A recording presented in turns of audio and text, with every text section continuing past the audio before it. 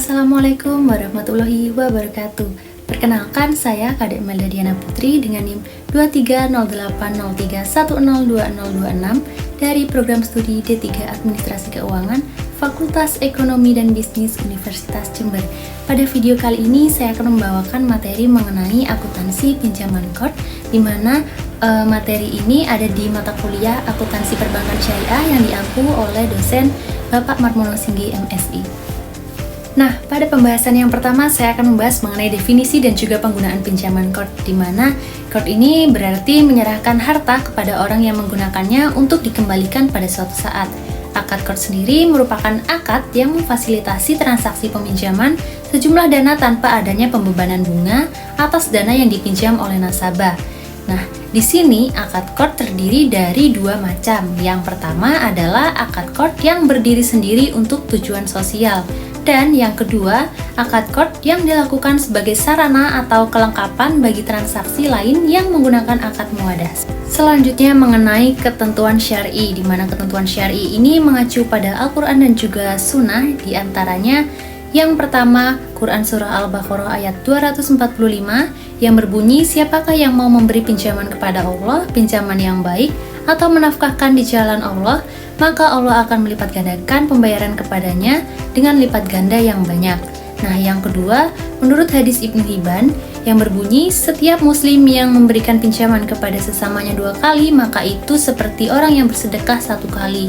Nah, yang ketiga, menurut hadis riwayat Bukhari yang berbunyi, berikan saja kepadanya, sesungguhnya orang terbaik adalah yang paling baik dalam mengembalikan uang. Yang selanjutnya di sini akan menjelaskan mengenai rukun transaksi KORT, di mana di sini rukun transaksi KORT merupakan 3 unsur yang wajib ada agar akad pinjaman ini sah menurut syariah. Yang pertama, harus ada transaktor, di mana ini merupakan pihak-pihak yang berakad, yaitu pemberi pinjaman atau mukrid dan juga penerima pinjaman atau mutarid. Yang kedua, ada objek KORT. Ini merupakan harta atau dana yang dipinjamkan. Di sini harus jelas jumlah dan juga jenisnya. Nah, yang ketiga ada ijab dan qabul, merupakan pernyataan saling setuju antara kedua belah pihak, baik secara lisan maupun secara tertulis, seperti itu. Selanjutnya terkait pengawasan syariah, di mana di sini DPS menjalankan tugasnya untuk memastikan bahwa pelaksanaan pinjaman KORT ini sesuai dengan prinsip syariah. Nah, tugas-tugas DPS ini meliputi yang pertama, meneliti apakah pembiayaan KORT ini berdasarkan prinsip syariah dan tidak digunakan untuk kegiatan yang bertentangan dengan syariat. Yang kedua, menilai kemampuan nasabah agar tidak terbebani dalam pembayaran. Yang ketiga, memastikan bank ini memberikan kelonggaran waktu bagi nasabah yang mengalami kesulitan. Yang keempat, mengawasi bahwa sanksi bagi nasabah lalai bukan berbentuk tambahan bunga, tapi diarahkan ke dana sosial. Yang terakhir, mengawasi bahwa dana KORT yang digunakan untuk pembiayaan ini tidak berasal dari modal berhutang, melainkan dari dana sosial atau dana kebajikan, seperti itu. Nah, yang selanjutnya adalah alur transaksi pinjaman KORT sendiri.